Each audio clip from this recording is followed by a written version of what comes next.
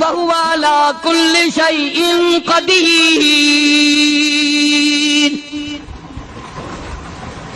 ذرے ذرے پہ قبضہ میرا، پتے پتے پہ قبضہ میرا، پہاڑ کی ایک ایک کنکر پہ قبضہ میرا، سمندر کے قطرے قطرے پہ قبضہ میرا، تو ہوتا کون آ کر کرنے والا؟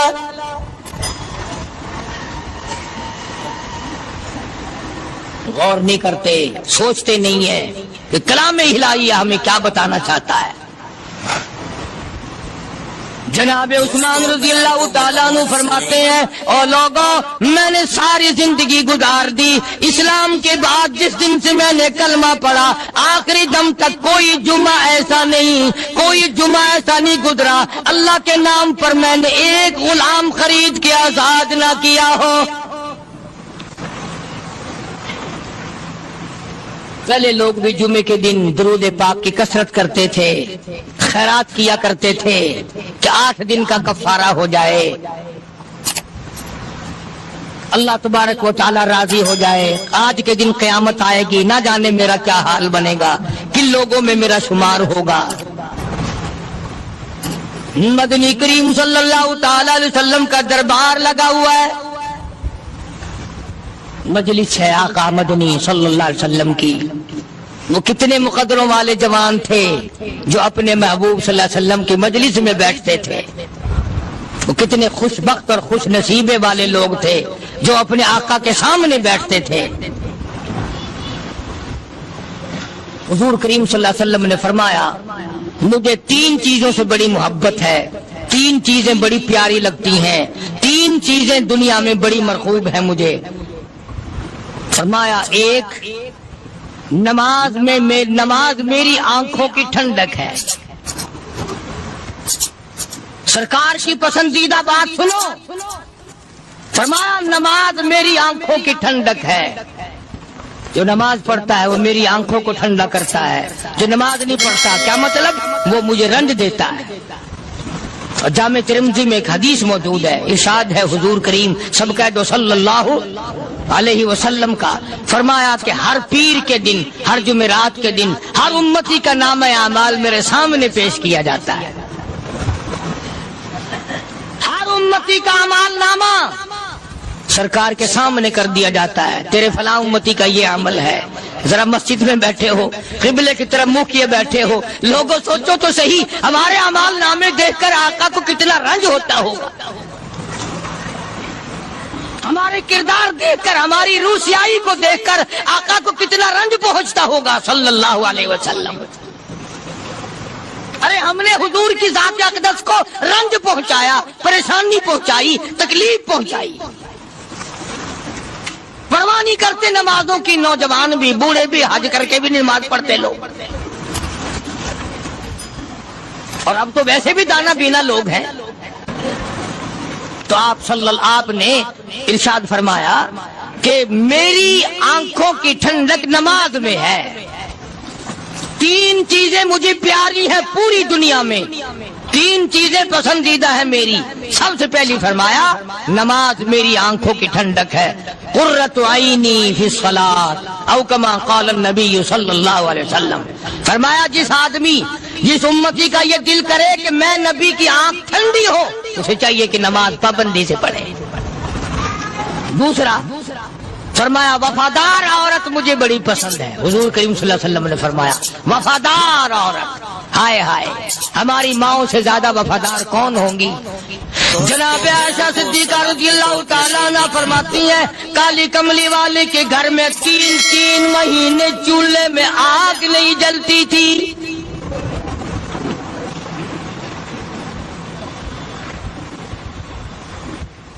دوسروں کے واسطے ہے سیم و زر و گوہر، اور اپنا یہ حال ہے کہ چولہا ہے بجھا ہوا۔ جناب عائشہ صدیقہ رضی اللہ تعالیٰ عنہ فرماتی ہیں، ہمیں 24 گھنٹے میں 1 پانی کا پیالہ اور 1 کھجور کا دانہ ملا کرتا تھا۔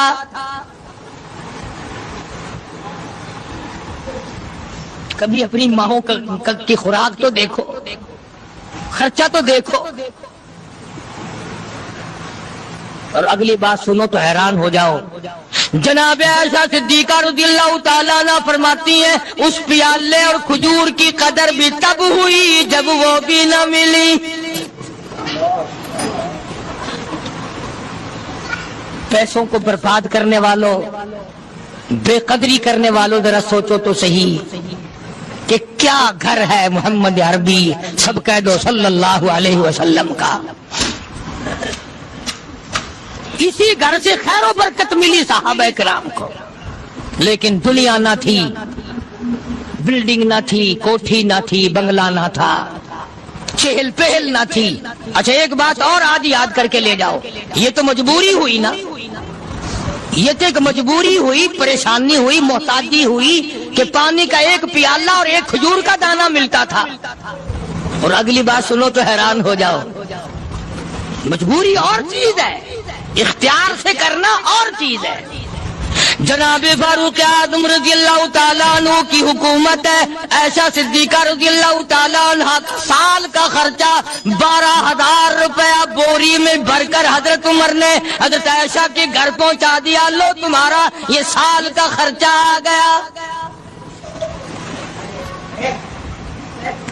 سال کا خرچہ حضرت عمر رضی اللہ تعالیٰ عنہ نے جناب عائشہ صدیقہ رضی اللہ تعالیٰ عنہ کے پاس بھیجا۔ اتنا بڑا بورا بھر کر آیا۔ اللہ غنی، بجائے خوش ہونے کے، بجائے مچلنے کے، بجائے فخر کرنے کے، اپنی خادمہ سے فرمانے لگی، حضرت عائشہ خادمہ سے فرمانے لگی، میں نے تو اپنے محبوب صلی اللہ علیہ وسلم کے پیٹ پہ پتھر دیکھے، میں نے تو کالی کملی والے کو فاقے کرتے دیکھا۔ خادمہ سے فرمانے لگی، اس بوری کے میرے درمیان میں کپڑا لٹکا دے، میری آنکھ دیکھنا گوارا نہیں کرتی، میری آنکھ دیکھنا بھی گوارا نہیں کرتی۔ اس نے کپڑا لٹکا دیا۔ اس کے بعد خادمہ سے فرمانے لگی، مدینے میں اعلان کراؤ، جس کو خیرات چاہیے وہ عائشہ کے دروازے سے آ کے لے جائے رضی اللہ تعالیٰ عنہ۔ سارے مدینے میں اعلان ہوگا، خیرات لینے والے آ جاؤ۔ شیئر ضرور کریں۔ ایک اور بات تھی اس وقت میں، ضرورت مند جاتا تھا، یہ نہیں کہ ٹیبک میں ہزاروں روپیہ پڑا ہوا پھر بھی مانگ کے کھانا ہے، جیب میں ہزاروں روپیہ پھر بھی مانگنا ہے، پلے سے نہیں کھانا۔ کہ جتنے بھیک مانگے ہیں نا، بھیک مانگنے والے، 1 کروڑ روپیہ دے دو انشاءاللہ شام کو پھر بھی مانگے گا، اس کے مقدر میں بھیک مانگنا ہے۔ فرمانے لگی کچھ نہیں ہے، وہ خادمہ کہنے لگی کچھ نہیں ہے۔ اب وہ خادمہ کہنے لگی کہ اگر 1 ٹکے کا گوشت منگوا لیتی تو تم بھی اپنا روزہ کھول لیتی، گوشت سے میں بھی کھا لیتی۔ کیا جواب دیا اما عائشہ صدیقہ رضی اللہ تعالیٰ عنہ نے؟ فرمانے لگی، اب تانا دینے سے کیا فائدہ، تو نے اس وقت یاد کیوں نہیں دلایا؟ اس لیے میں نے یہ واقعہ سنا دیا کہ پہلی بات سن کر کے تو آپ لوگوں کے دل میں بھی یہ بات آئی ہے نا کہ جی مجبوری ہے، چوری تو وہ کرنے سے رہی بیچاری، پریشانی جو ہوئی، غربت جو ہوئی، تنگی جو ہوئی، چلو پانی کا پیالے پہ گزر کیا۔ اور نہیں، یہ حضرات اختیاری بھی فاقہ کرتے تھے۔ اب 12,000 آیا اور افطار کرنے کے لیے چھچوا رہے، کھجور بھی نہیں۔ اور ہم تو خدا جانے کب کب تک کا انتظام سوچتے ہیں، پوتے پوتیوں تک کا انتظام جب تک نہ کر لیں اور اولاد در اولاد تک کا انتظام نہ کر دیں، اس وقت تک ہماری تسلی تو ہوتی نہیں۔ اسی کو مجذوب نے بڑے عجیب طریقے سے سمجھایا، کہتا ہے کہ آنے والی کس سے ٹالی جائے گی، آنے والی کس سے ٹالی جائے گی، اور جان ٹھہری جانے والی جائے گی، روح رگ رگ سے نکالی جائے گی، تجھ پہ ایک دن خاک ڈالی جائے گی، تیرے رشتہ دار عزیز اقربا دھڑا دھڑ مٹی پھینک کے ایسے آئیں گے گویا تجھے پہچانتے بھی نہیں۔ بڑی بڑی عجیب باتیں کہی مجذوب علیہ رحمت نے، اللہ کی رحمت نازل ہو اس کی قبر مبارک پہ، آمین کو۔ کہتا سب کی سب ہیں راہ رب کوئے فنا، سب چل رہے ہیں فنا کی طرف، اب یہ جو ہم لوگ بیٹھے ہیں نا، خوش ہو رہے ہیں میری 50 سال عمر ہو گئی، میری 60 سال عمر ہو گئی، میری 40 سال عمر ہو گئی، میری 30 سال کم عمر ہو گئی، اور اصل بات ہمارے اور اپنے آپ کو آخرت کے لیے جس قدر ممکن ہو سکے تیاری کریں. آج کل بڑی رات ہے، سویرے اٹھو، کم سے کم صبح و شام ہر آدمی ایک تسبیح درود شریف کی، ایک تسبیح استغفار کی، اور ایک تسبیح تیسرے کلمے کی. یہ تو کم سے کم ہو ہی جائے. بکواس کرتے سو جاتے ہیں، بکواس کرتے اٹھ جاتے ہیں. بلا ہے کوئی زندگی کا معاملہ؟ اللہ سے معافی مانگتا سو جا اور معافی مانگتا اٹھ جا. خدا کی قسم اللہ کا دریائے کرم جوش میں آئے. تو یہ ساری چیزیں میں نے لیے عرض کی. تو وقت پورا کرنے والا حساب نہیں کہ نہ جانے کس کو توبہ کی توفیق ہو جائے. کم سے کم ان 3 تسبیحوں کو ہر مرد عورت لازمی پکڑ لے. ایک تسبیح درود شریف کی، ایک تسبیح سبحان اللہ والحمدللہ ولا الہ الا اللہ واللہ اکبر ولا حول ولا قوۃ الا باللہ العلی العظیم، اور ایک تسبیح استغفر اللہ الذی لا الہ الا هو الحی القیوم واتوب الیہ، یا استغفر اللہ ربی من کل ذنب واتوب الیہ. اور ایک تسبیح درود شریف کی اللہم صلی علی سیدنا مولانا محمد وعلی آل سیدنا مولانا محمد مبارک وسلم وصلی علیہ. جب ایک مرتبہ درود بندہ پڑھے گا 10 بار اللہ کی رحمت آئے گی، 10 گناہ معاف ہوں گے، 10 درجے بلند ہوں گے، 10 خطائیں معاف کر دی جائیں گی. تو کتنا بڑا اجر ہے. خصوصاً بوڑھوں کو چاہیے کہ وہ گپوں میں اپنا وقت خراب نہ کریں. خدا کی قسم قبر میں جانے کے بعد تجھے ایک سانس کی مہلت. پر مجھے اس بات کا افسوس ہے کہ آپ لوگ پورا مضمون سننے کی کوشش نہیں کرتے، بلکہ بعض لوگ بالکل اخیر میں سر سے، ایک ہے جمعے کی فضیلت حاصل کرنا، ایک ہے جمعہ پڑھنا، ایک ہے سینوں نہانا. اس میں بڑا فرق ہے. ایک ہے سر سے اتارنا اور ایک ہے اس کی فضیلت کا حاصل کرنا. حدیث پاک میں آتا ہے کہ جمعے کے دن فرشتے دروازے پہ کھڑے ہو کر کے حاضری لگاتے ہیں. ہاں، اللہ صاحب مل کی ٹکٹل مل کی حاضری کا تو پتا ہے، مسجد کی حاضری کا کوئی پتا نہیں. اگر دیر ہو جائے تو وہ گیٹ کیپر واپسی کر سکتا ہے. اگر دیر میں آیا تو یہ فرشتہ نہیں کہتا، لانتی ہوا پیچھے سے. بہت مدت کی بات ہے، علامہ یوسف بن نور رحمۃ اللہ علیہ زندہ تھے. میں کراچی تھا تو حضرت نے مجھے فرمایا کہ جمعہ ہمارے یہاں پڑھا دو. اب کے میری والی وہ جمعہ پڑھاتا تھا ان دنوں میں. تو میں جب گیا تو ہم ایک چھوٹے سے دروازے سے داخل ہونے لگے. ایک پٹھان کہنے لگا پرلے دروازے سے چلو، میں بھی ادھر سے جاتا ہوں. میں نے کہا کیوں؟ کہنے لگا فرشتہ ادھر رجسٹر لیے کھڑا ہے، تم ادھر سے گھس جاؤ گے تمہارا حاضری نہیں لگے گا.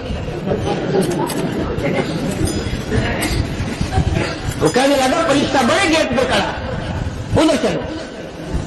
تو کم سے کم اس پٹھان کا تو یہ عقیدہ ہے کہ فرشتہ کھڑا ہے. اور تمہارا خیال یہ ہے کہ جمعے کے دن نہ فرشتہ ہے نہ خدا ہے، کوئی بھی نہیں ہے. اس لیے سیرت النبی صلی اللہ علیہ وسلم کا عنوان شروع ہوگا. وقتی آؤ پورا مضمون سنو تاکہ لطف آئے، دل و دماغ بنے.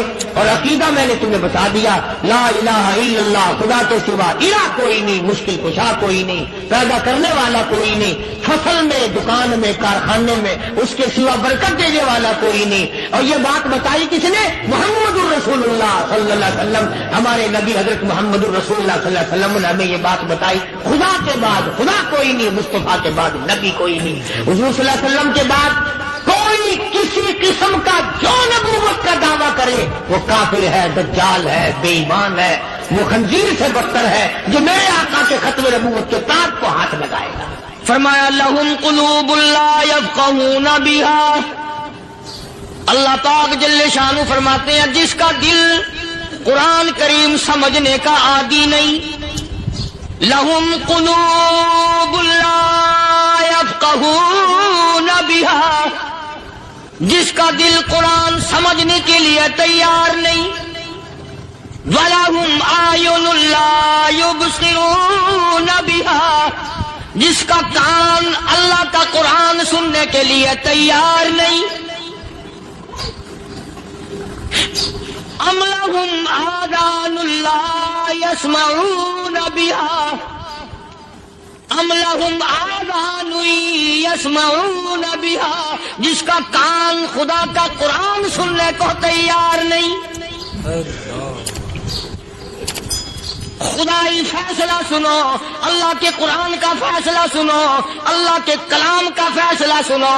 جس کا کان میرا کلام سننے کے لیے تیار نہیں، جس کو میرا قرآن سن کے مزہ نہیں آتا، جس کو میرا کلام سن کے حلاوت نہیں آتی، جس کو میرا کلام سن کے لذت نہیں آتی، جس کی روح تازی نہیں ہوتی، جس کو لطف نہیں آتا، جس کو کیف نہیں آتا، جس کو سرور نہیں آتا، جو میرا قرآن سننے کو تیار نہیں، جو میرا قرآن آنکھوں سے دیکھنے کو تیار نہیں، جو میرا قرآن سننے سمجھنے کے لیے تیار نہیں، آؤ پھر خدائی فیصلہ سنو۔ فرمایا اولئک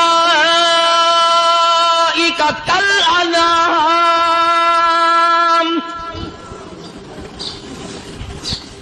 میرا فیصلہ نہیں، کسی پارٹی کا فیصلہ نہیں، کسی فرقے کا نہیں، کسی طبقے کا نہیں، کسی جماعت کا نہیں۔ فرمایا اولئک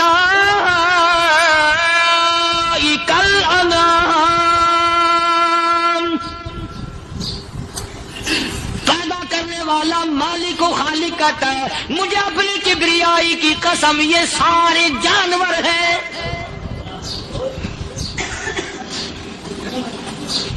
یہ سارے کے سارے جانور ہیں، یہ درندے ہیں جو ایک دوسرے کو چیر پاڑ کر کھاتے ہیں، یہ درندے ہیں جو ایک دوسرے کا خون پیتے ہیں۔ فرمایا بل ہم اضل، جانوروں سے بھی بدتر۔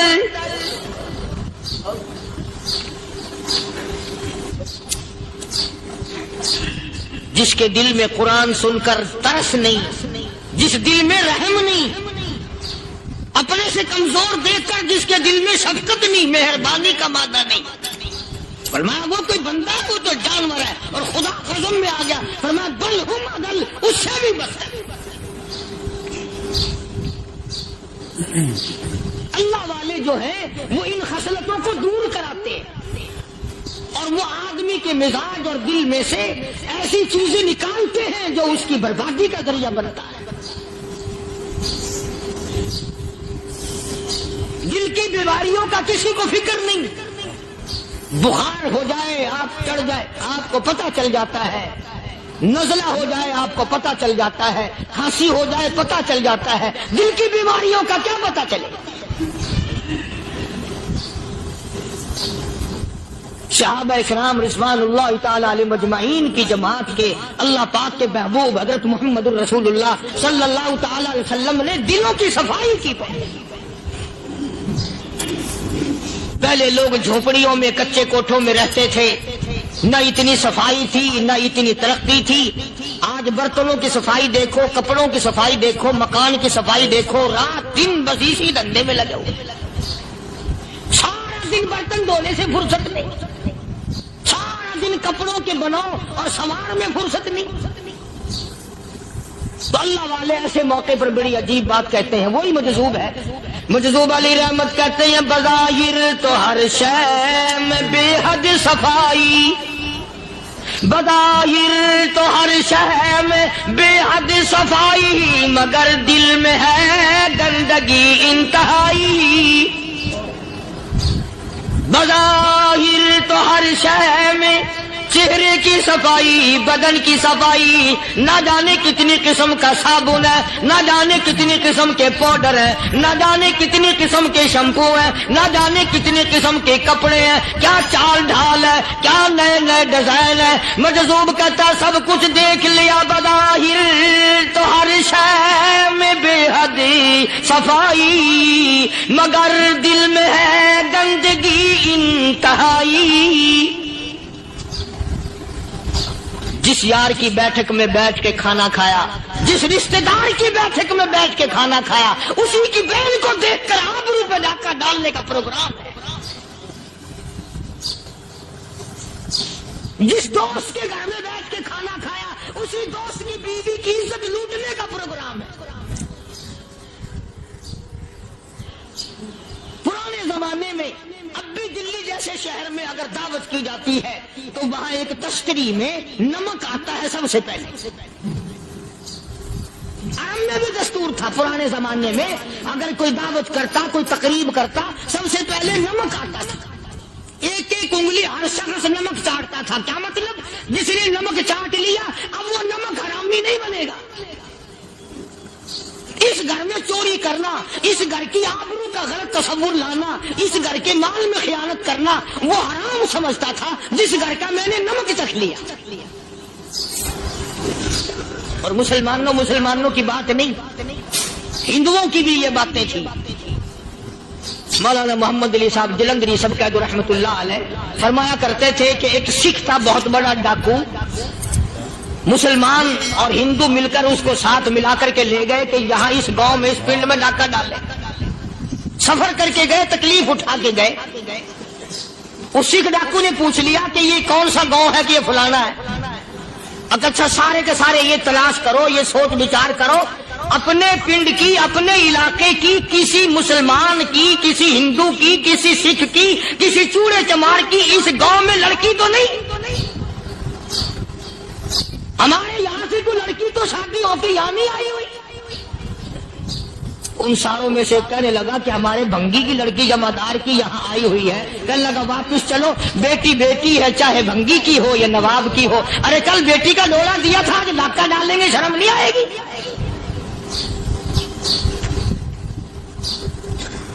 آج وہ تصور کہاں چلے گئے؟ اور ہم سب روتے پھرتے ہیں سکون نہیں، سکون نہیں، اطمینان نہیں۔ ارے اطمینان آئے گا کیسے؟ ہمارے دل بے ایمان ہے، نیتیں خراب ہے، آئے گا کہاں سے؟ صحابہ کرام رضوان اللہ تعالی علیہ مجمعین کی جماعت نے اس قدر اس بات پہ محنت کی اور کوشش کی کہ غلط لقمہ بھی پیٹ کے اندر نہ چلا جائے۔ چنانچہ میں علی الاعلان کہتا ہوں 1,29,000 صحابہ کرام، کالی کملی والے کے دیوانے اور پروانے، حضور کے یار جانثار، حضور کے ساتھ فاقہ کھانے والے، فاقوں مرنے والے، پتھر کھانے والے، اپنے بچوں کے ٹکڑے ہوتے ہوئے دیکھ کر لا الہ الا اللہ محمد الرسول اللہ کی صدا بلند کرنے والے صحابہ کرام کا یہ حال تھا۔ پیدل سفر کر کے جاتے تھے یہودی عیسائی، شام نکل گئے، فلسطین نکل گئے، ہندوستان آ گئے، 2 سال لگ جاتے تھے۔ اپنی جوان بیٹیوں کو مسلمانوں کے گھروں میں چھوڑ کے آ جاتے تھے۔ کبھی نگاہ نبوت نے جن کو رنگ دیا تھا، کبھی کسی صحابی پہ ذرہ برابر الزام نہیں لگا۔ ان یہودیوں کا، ان عیسائیوں کا یہ عقیدہ تھا کہ محمد صلی اللہ علیہ وسلم کے جو غلام ہیں ان کی نگاہ بھی پاک ہے، ان کے دل بھی پاک ہے، ان کے ارادے بھی پاک ہیں، ان کے ہاتھ بھی پاک ہیں۔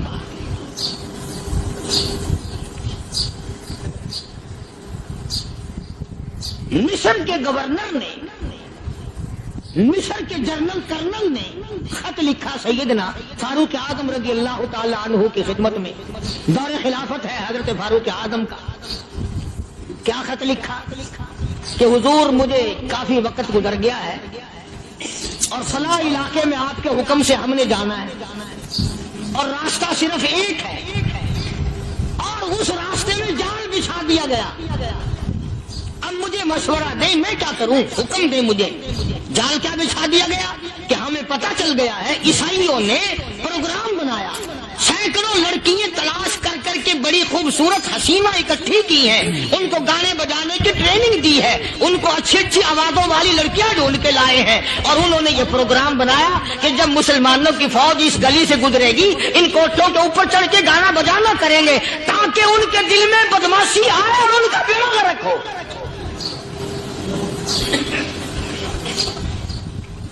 کبھی کافر کا یہ عقیدہ تھا کہ مسلمان کا دل بگڑا تو یہ گیا، اس کی نیت میں خرابی آئی اور یہ تباہ ہوا۔ جناب فاروق اعظم رضی اللہ تعالیٰ عنہ نے اسے یہ خط نہیں لکھا کہ تو قرآن پڑھا کر، تو نفل پڑھا کر۔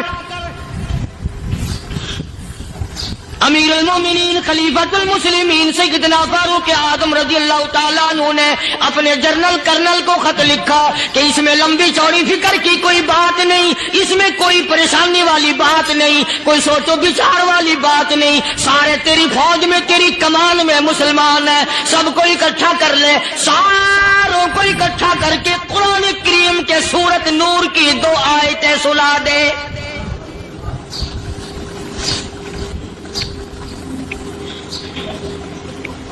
یہ بھی نہیں فرمایا کہ سزا سناؤ اتنے کوڑے لگیں گے، جو خلاف کرے گا یوں قید ہوگی، یہ کوٹ مارشل کر دیا جائے گا، کچھ نہیں۔ جناب فاروق اعظم رضی اللہ تعالیٰ عنہ کی رائے دیکھو، ان کے خیال میں قرآن کریم میں اتنی بڑی طاقت ہے، اتنی بڑی عظمت ہے، اتنی بڑی کرامت ہے، کلام الہی میں اتنا بڑا شرف ہے۔ اعلان کر دیا، فرمایا اپنے کرنل کو ساری فوج کو، لشکر کو اکٹھا کر کے قرآن کریم کی فلاں فلاں آیت سنا دے۔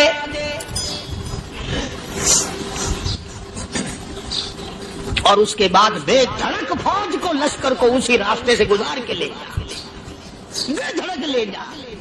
ہائے کبھی قرآن کی 2 آیتوں سے کام بن جاتا تھا، اب سارے قرآن سے میرا تیرا کام نہیں بنتا۔ قصور قرآن کا نہیں ہے، یہ میرا تیرا ہے۔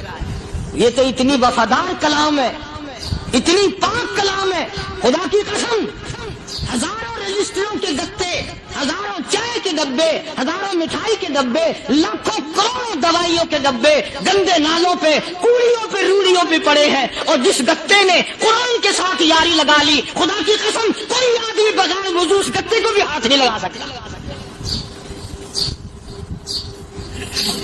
ہزاروں نہیں، لاکھوں کپڑے مارکیٹ میں پڑے، پر جس کپڑے نے قرآن سے یاری لگا لی، جو کپڑا جسدان بن کر قرآن پہ چڑھ گیا، لوگ اس کو بھی چومتے ہیں، اور چومنا چاہیے۔ یارو کپڑے نے قرآن سے یاری لگائی تو کپڑا عظمت والا بن گیا، گتے نے یاری لگا لی تو گتا بن گیا۔ ہزاروں قسم کے کاغذات روزانہ ذلیل ہوتے پھرتے ہیں، جس کاغذ پہ قرآن لکھا گیا وہ عظمت پا گیا، جس سیاہی سے قرآن لکھا گیا وہ سیاہی عظمت والی بن گئی۔ ارے اگر مسلمان قرآن کو اپنے اندر پیدا کر لے، اس کی عظمت کو بسا لے، اس کو اپنا لاہ عمل بنا لے، اس کو اپنے سر پہ رکھ لے، تو کیا یہ بندہ قرآن کے ساتھ وفاداری کرے تو قرآن کیا خیال ہے قرآن بے وفائی کر دے گا؟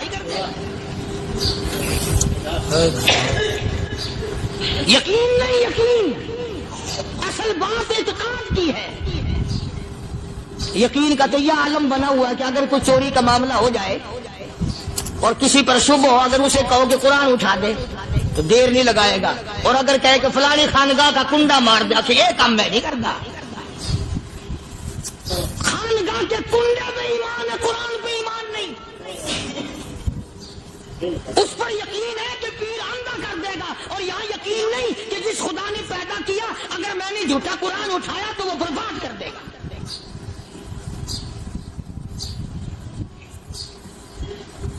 عجیب عجیب لوگ۔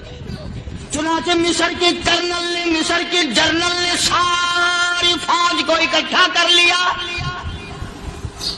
اس نے بھی یہ بات تو نہیں کہی کہ فاروق اعظم کو دوبارہ خط لکھتا کہ حضرت یہ تو 2 آیتیں آپ نے لکھی، یہ تو سارا قرآن روز پڑھتے ہیں، پر بنے گا کیا؟ جیسے فاروق اعظم کا یقین تھا، فاروق اعظم کی فوج کے کرنل کا بھی یقین ہے، فاروق اعظم کے فوج کے جنرل کا بھی یقین ہے۔ اس نے ساری فوج کو اکٹھا کیا، لشکر کو جمع کیا، اور اس کے بعد کہنے لگا قل للمؤمنین یغضوا من ابصارکم وَيَحْفَظُوا فُرُوجَهُمْ ذَلِكَ أَزْكَىٰ لَهُمْ إِنَّ اللَّهَ خَبِيرٌ بِمَا يَصْنَعُونَ۔ او لوگوں، خدا تمہیں کہتا ہے اپنی آنکھوں کی حفاظت کرو، اگر تمہاری نظریں غلط جگہ پڑی اپنی عزت کی حفاظت کرو، اپنی آبرو کی حفاظت کرو۔ اگر غلط نظریں پڑی، غلط استعمال ہوئی، ان اللہ خبیر بما یصنعون،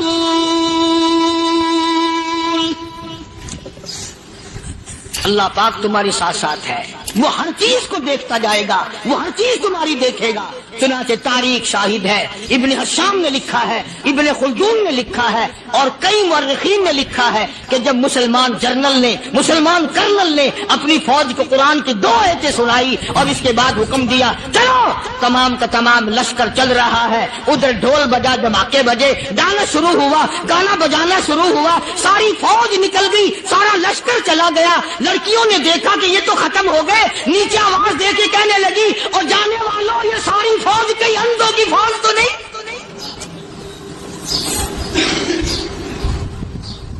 یہ حسن کا نظارہ اور یہ ڈانس اور یہ آواز، ہم ناچ ناچ کے تھک گئی، کوئی سر نہیں اٹھاتا.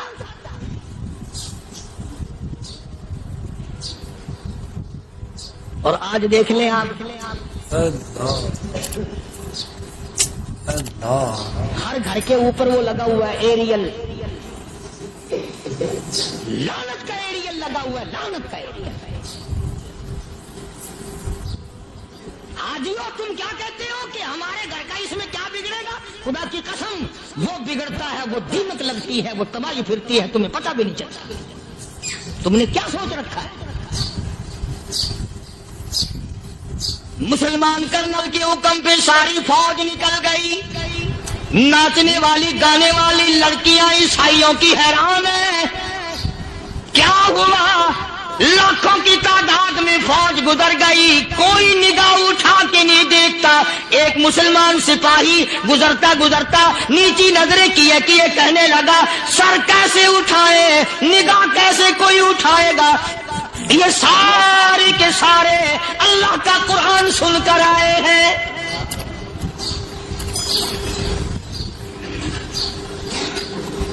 کیسے کوئی نگاہ اٹھائے گا؟ کیسے کوئی سر کو اٹھائے گا؟ یہ سارے کے سارے اللہ کا قرآن سن کر آئے ہیں. ان کا عمل ہوا نا قرآن پہ، ان کے عمل کا کتنا بڑا اثر پڑا. مورخین نے لکھا، ابن حشام لکھتا ہے عیسائی لڑکیوں نے چھلانگیں لگا دی، کوٹھی سے نیچے آ گئی، کہنے لگی عام مسلمانوں وہ قرآن ہمیں بھی سنا کے جاؤ جس میں اتنی اسپرٹ ہے، اتنی طاقت ہے، جو حسن کے نظارے سے روک دے، جو گانے بجانے سے روک دے. یہ تو آدمی کے دل کا سکون ہے. نہ گانا سنتے ہو، نہ حسن کا نظارہ کرتے ہو. جاتے والے یوں نہ جاؤ، ہمیں بھی وہ قرآن سنا کے جاؤ.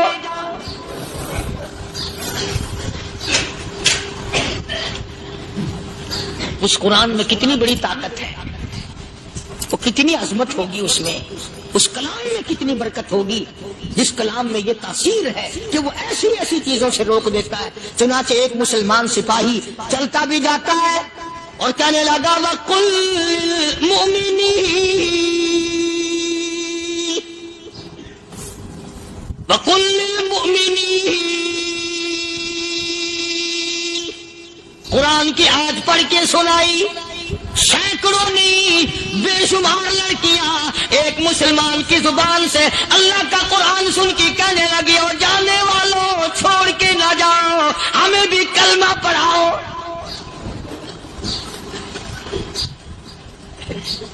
جتنی بھی وہ ناچنے گانے والی تھی تمام کے تمام کلمہ پڑھ کر مسلمان بن گئی. اور مورخین نے لکھا ہے آخری دم تک قرآن کی شیدائی اور دیوانی بن کے گزری ہے. پھر وہ لڑکیاں جو رات دن حسن و جمال کا پیکر بنی رہتی تھی، علماء نے لکھا ہے جب موت آئی ایک ایک کے بدن میں کپڑے لباس میں موت آئی تو 50-50 ٹاکی لگی ہوئی.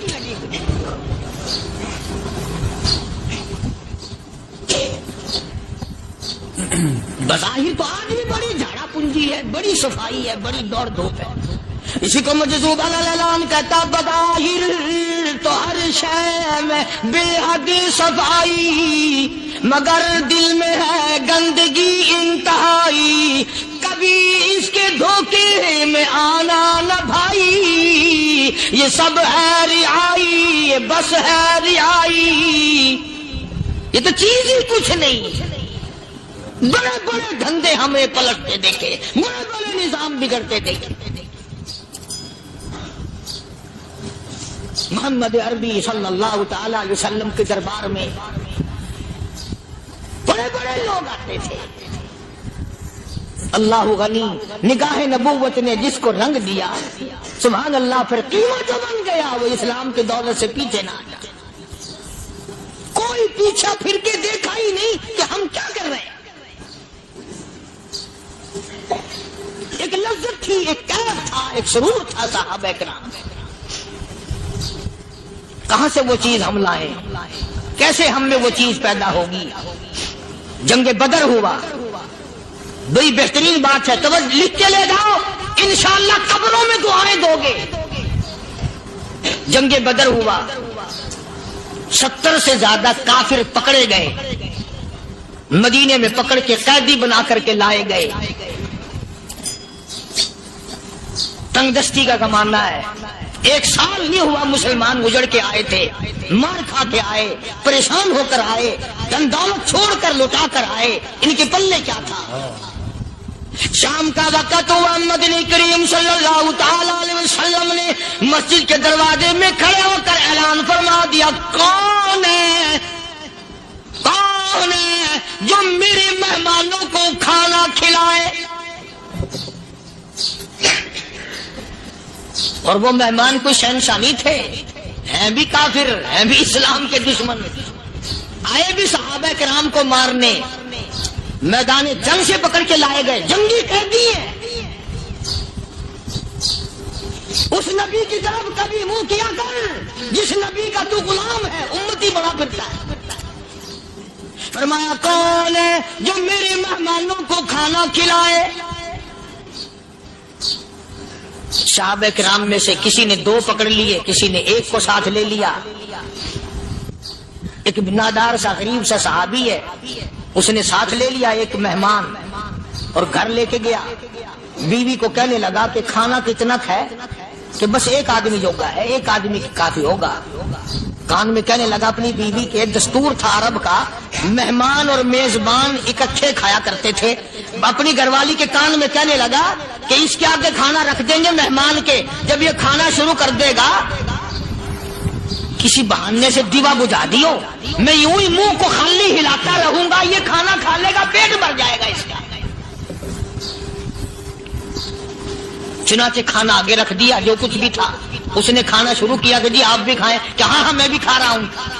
بس یوں ہی کھانے میں بھی ہاتھ لگائے، منہ کو بھی ہاتھ لگائے اور منہ کو چلائے بھی برابر، بیوی نے چراغ بجھا دیا۔ یہ عمل تو صحابی کر رہا ہے اپنے گھر میں۔ ادھر قرآن کریم نازل ہو گیا محمد کریم صلی اللہ علیہ وسلم کی ذات پہ، فرمایا وَيُؤْثِرُونَ عَلَىٰ أَنفُسِهِمْ وَلَوْ كَانَ بِهِمْ خَصَاصَةٌ وَمَن يُوقَ شُحَّ نَفْسِهِ فَأُولَٰئِكَ هُمُ الْمُفْلِحُونَ۔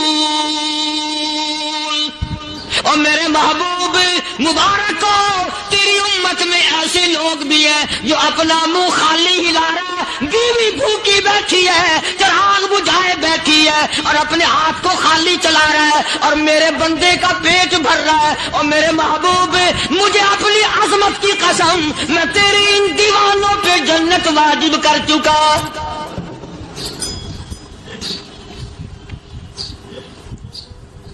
اب حضور صلی اللہ علیہ وسلم نے تو ان کو نہیں سکھایا تھا کہ تو جا کے ایسا کرنا، قدرتی مزاج ایسا بنا دیا تھا۔ ایک اور موقع ہے مدینے پاک میں، جنگی قیدی اور جگہ سے اسی طرح سے آئے، ایک صحابی ایک اور آدمی کو، جنگی قیدی کو کافر میں گھر لے گیا۔ بیوی کہنے لگی کہ 1 ہی آدمی کا کھانا ہے بس، انہوں نے کہا اس کو دے دو۔ وہ کافر جنگی قیدی کہنے لگا جی آپ بھی کھائیں، کہنے لگا بھی بات ہے صاحب، 1 آدمی کا کھانا ہے، تو کھانا کھا، میں درخت کے پتے چبا لیتا ہوں۔ وہ کہنے لگا میں کھاؤں گا پتے، انہوں نے کہا تو رئیس آدمی ہے مکے کا، میں پرانا غریب ہوں، مجھے پتے چبانے کی عادت ہے، تیرے پیٹ میں درد نہ ہو جائے، میں عادی ہوں پتے چبانے کا۔ اس نے پتے چبا لیے۔ کافر مسافر اور مہمان جو تھا جنگی قیدی، اس کو کھانا کھلا دیا۔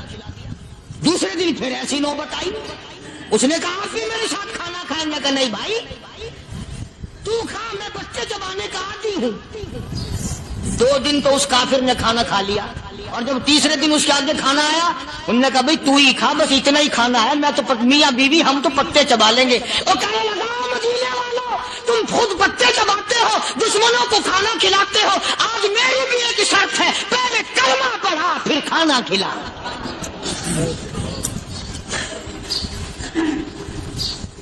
آج میری بھی ایک شرط ہے۔ 2 دن کے عمل نے کفر کو مٹا دیا، اسلام چمک گیا۔ 2 دن کے عمل نے، میرا تیرا 60 سال کا عمل ہے، کبھی کسی کافر کو مسلمان بنایا؟ الٹے کام، ہر غلط، ہر معاملہ الٹا ہی ہے۔ ہر آدمی بیزار ہوتا ہے، یار دین تو کچھ نہیں، یار اسلام کچھ نہیں، یارو ایمان کچھ نہیں۔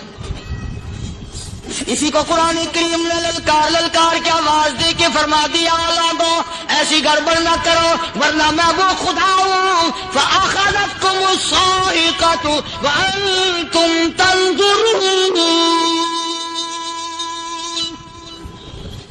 جبریل امین نے ایک چیخ ماری ساری قوم کے جگر پھٹ گئے. میں وہ خدا ہوں لا تركضوا وارجعوا إلى ما أترفتم فيه ومساكنكم لعلكم تسألون. لوگ مکان چھوڑ کے بھاگتے ہیں ماحول چھوڑ کر بھاگتے ہیں معاشرہ چھوڑ کر کے بھاگتے ہیں. خدا کہتا آؤ جن مکانوں پہ تمہیں ناز تھا وہ یہ کھڑے بھاگ کر رہے. اسی کو قرآن کریم کہتا ہے ان الذین قالوا ربنا اللہ ثم استقاموا. وہ آدمی جس نے لا الہ الا اللہ محمد الرسول اللہ صلی اللہ علیہ وسلم پڑھا اللہ کی توحید کا اقرار کر لیا او میرے مالک تیرے سوا میرا کوئی مشکل کشا نہیں حاجت روا نہیں میرے دل کے بھید کو جاننے والا نہیں میری بگڑی بنانے والا کوئی نہیں اجڑوں کو بسانے والا کوئی نہیں کھیتی کو آباد کرنے والا کوئی نہیں ایک دانے سے سینکڑوں دانے بنانے والا تیرے سوا کوئی نہیں.